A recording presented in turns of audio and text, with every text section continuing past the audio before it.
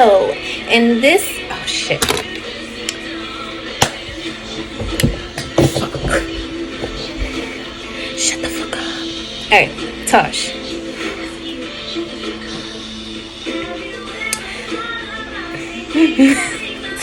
Okay. Contain yourself. Hi, that's so ugly. Like, what the fuck are you doing? Like, come on, now do it. Like, you know how to talk. Just talk. Alright. Welcome to my YouTube channel. This is going to be my very first video. And we're going to see how this thing goes. So, let's get started. So, for my first YouTube video, I decided to talk about coronavirus. Coronavirus. Whatever.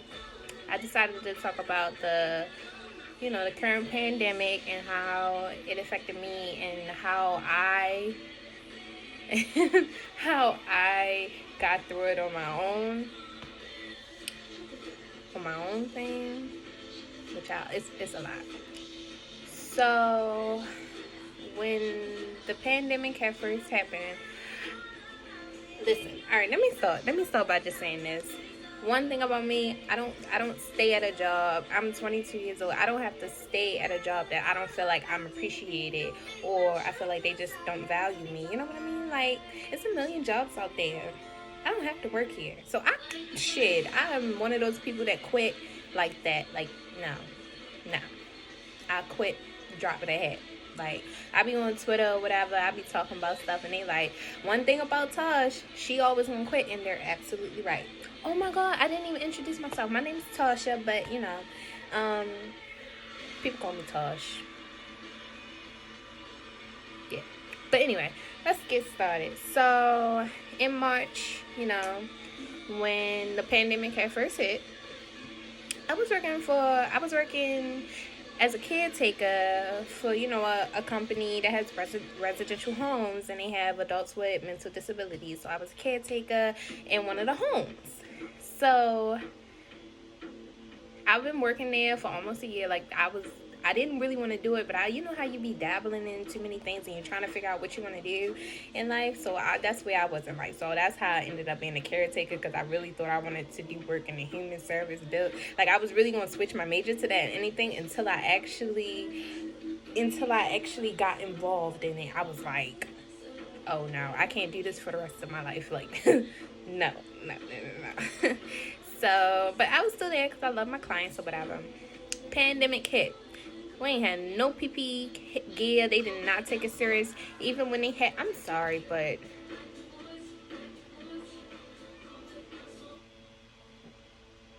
that was distracting. But anyway, so the pandemic happened. No PPE gear was given out or whatever. So our clients, they couldn't go to like day programs or anything. Like, they were housebound. So the only people in and out the house was us, the workers, the caretakers, the CMTs, whatever you want to call it. So we coming in and out. But since we didn't have like protective gear, one of the clients got sick.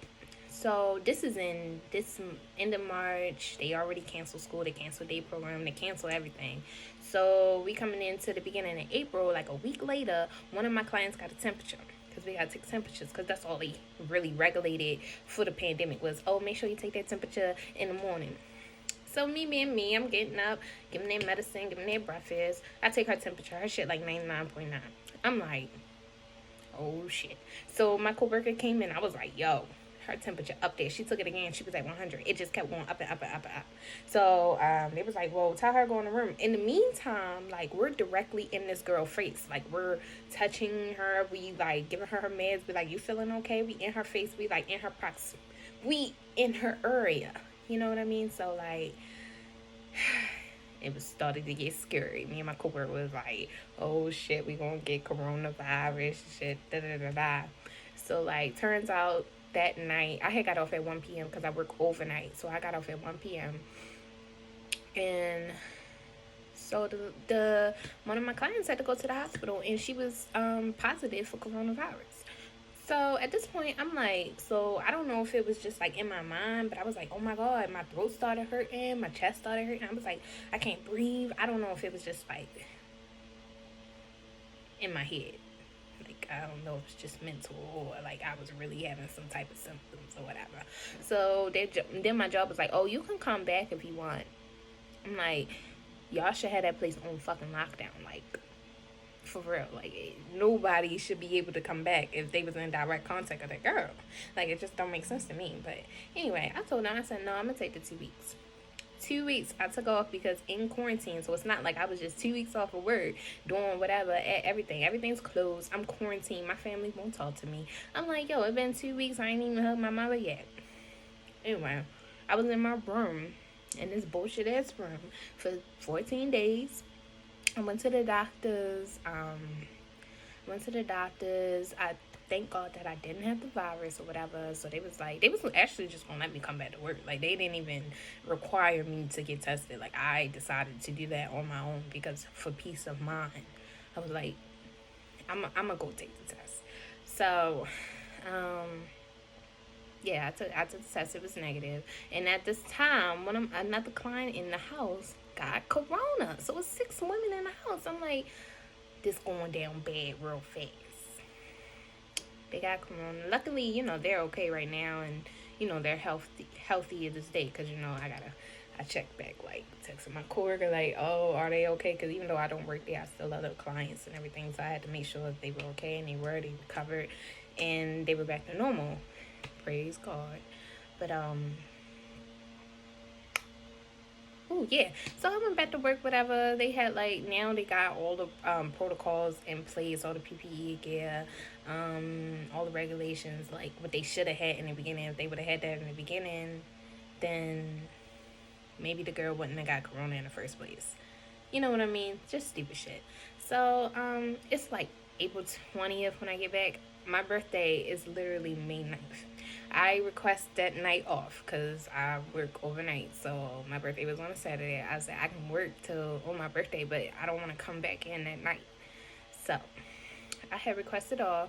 They declined it because they said, oh, we're not approving any time off in the coronavirus. First of all, I find that bullshit. So you gonna let me put my life on the line and my health, my peace of mind, and you won't even give me one night off, even though I would have found coverage for it. It's not like I just was like, oh no, forget y'all, I don't care, I'm not finding coverage, I'm just not coming in. Like, no. Like, I talked to my manager about me. She was like, yeah, girl, we're gonna find somebody to cover your shift. It's gonna be peaches and creams, episodes, all that.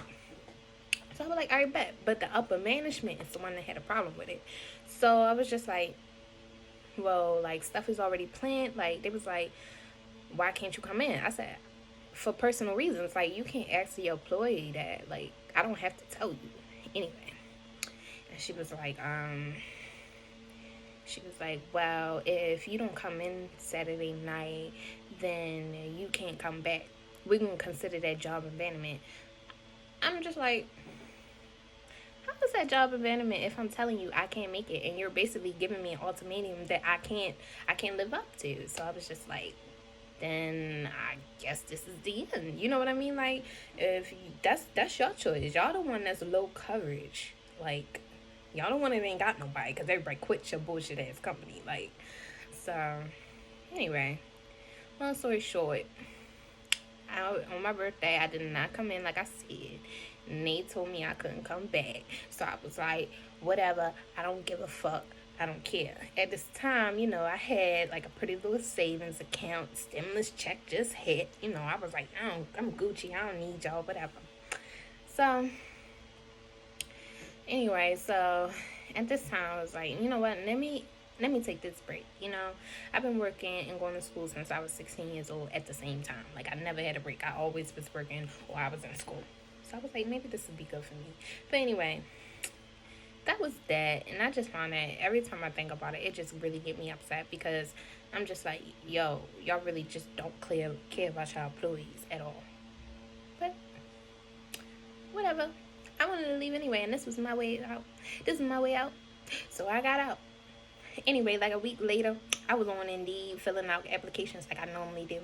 And I stumbled upon this place about it's supposed to be like a customer service job. I applied for it and they offered me the job or whatever. So I was like, all right, whatever. First of all, they it was one of those jobs where you gotta be at Walmart and shit selling energy. I'm not selling no damn energy, but at the time I was like, listen, I could do this for like a couple weeks, get some coins in my pocket, da da da da. I didn't apply for unemployment right away because I really thought I was gonna start this job. So the job start next month. We on there. I go to the first day of orientation. They just talk about what you gonna have to do, what you gonna have to wear, how much you. It's like you gotta hit a certain number every week. I was just looking at. I was sitting there in orientation on Zoom like. Ain't no way I'm ready to do this. It's just ain't no way Tasha gonna do this. So anyway, after the first day of orientation, I quit. I said, this ain't for me. I'm not coming back. So they were like, all right, whatever. We wish you all the best of your endeavors. So now we in July. July happened. I'm like, my money steady dwindling. I ain't got no income. I'm like, oh my God, what I'm gonna do? I did want to work at Amazon because I got a bad foot, and Amazon. I ain't trying to stand up all day. Absolutely not. Anyway. So my mom was like, girl, file for unemployment. The worst they could say is say no. I was like, yeah, you're right. So, we did that. But I went to interviews at IKEA, Harvey's Furniture, some other shit. Like, I was going to interviews and nobody wanted to give me a job. So I started feeling real discouraged. Like, I was getting, like, real bad because I'm like, damn, I'm running out of money. Nigga like me, we gotta have money. Like, I'm always having money. You gotta have money. You can't survive in the world without money. Yeah, so anyway. So the next month, like, August happened. I'm like, yo, nothing is coming out. Nothing. Like, this is too much. So I just put in an application to Amazon. Now, Amazon, you ain't gotta, ain't no interviews. Amazon hire anybody. If you could pass an oral drug test and ain't got nothing on your background, they'll hire you. Like, literally, I applied. Same day, they asked me to pick my schedule. I picked my schedule next day. I went in, took my drug test. I started the next cycle or whatever schedule I pick, I was starting that day. Like, it literally was like a week process. I was already starting. So, pay good. I'm up in Amazon. I'm like, you know what? I don't really like this. They had, like, it was just so much going on. I'm not used to a factory setting or anything like that. It was like shit moving all the way around here. There was a bunch of people all around. They had like their best to regulate because of COVID or whatever, but it was just too much. I was left like, all right, let me see what I gotta do. So they wanted me to stand up on my feet 12 hours scanning shit in a box. So it was like real disorganized of how she was teaching us how to do it. So I was only supposed to work from 7 p.m. to 1 a.m. I wasn't supposed to do a full 12-hour shift.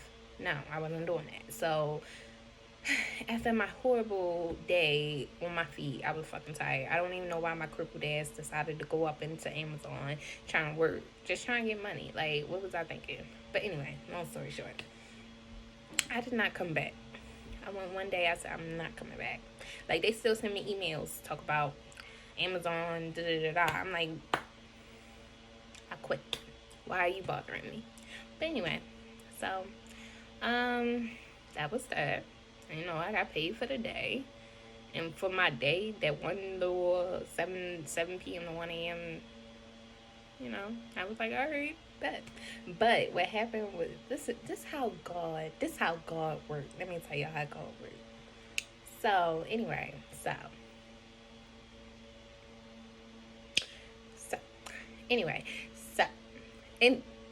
anyway, after that day, I decided I wasn't going back to Amazon. Like, I had to work that Thursday night. I said I wasn't going back Friday. A storage company called me and was like, oh yeah, we want to do an interview over Zoom. I was like, all right, I'll do an interview over Zoom. Turns out I did wonderful on a Zoom call, and she offered me the job. I was like, that ain't nothing but God, because God knew I wasn't meant to be in no damn factory on my fucking feet for 12 hours. Like, no, that's labor. That's slave work. I ain't doing that. And, like, who aspires to do labor? Like, people be like, what is your dream job? I be like, to do nothing. Like, I don't want to do anything. I think that is the dream. Like, the dream to do nothing. I don't really want to have my own business. I feel like that's a lot of work too. And I don't want to work for anybody. But you know, eventually I'm going to have to pick one. You know, because that's just not how society works. But I'm just saying, that's my personal dream. So I've been working at this storage company for a couple weeks now. It's not that hard, but it's kind of annoying. It's kind of like a bill collector. You gotta call everybody up, like, oh, you ain't pay your storage bill. And, like, people don't like to hear that. People don't like bill collectors. People cuss bill collectors out, and they hang up on bill collectors, or they don't answer the phone. Like, that's basically what I do. So, I thought I would want to ride this out till I graduated, but I don't know. Because, you know, it don't mean nothing to me. I'll quit. But I'm definitely going to wait till I get another job. I'm not going to be ass out like that. But I don't know. I feel like I talked enough for one video. So, if anybody watching this and, you know, you want to hear more or whatever, or you have some suggestions of what, I'm still kind of thinking about what I want to do. Because I really just want to, like, I love Animal Crossing, and I love my Nintendo Switch, so I kind of wanted to do some things with that. But at the same time, I love to talk and stuff. I love to interact. I love to do challenges. So I don't know. Maybe this would be like kind of like a lifestyle channel, or just whatever you guys want. I'm not sure what I want to do. Don't be minding my braids, you know. I just told y'all about my journey, you know. I had to hold this out. But don't worry. And then, like, I think my third video, I'm going to probably have something different. Because I'm probably going to do a second video, but we'll see how that turns out. I don't know how my hair's going to look. But anyway, well, thank you for, you know, taking the time out to watch my video. And hit that subscribe button right there. You know, right there. For more. And, yeah, enjoy your day.